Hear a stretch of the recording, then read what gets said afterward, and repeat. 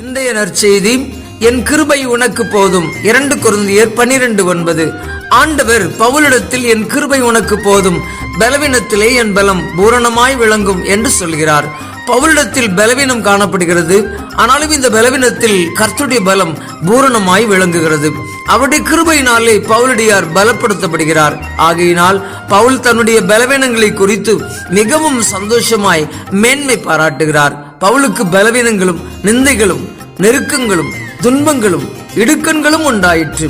எல்லாவற்றிலும் கிறிஸ்துவின் கிருபை அவருக்கு போதுமானதாயிருக்கிறது. நம்முடைய வாழ்க்கையிலும் ஆண்டவரின் கிருபை நமக்கு போதுமானதாயிருக்கிறது. அனுதினமும் அவருடைய கிருபை நம்மை தாங்குகிறது. நம்முடைய ஆண்டவர் இரக்கமும் கிருபையும் நீடிய சாந்தமும் சத்தியமும் உள்ள தேவன். அவருடைய கிருபையினாலே அனுதினமும் நம்மை நடத்தி ஆசீர்வதிப்பாராக.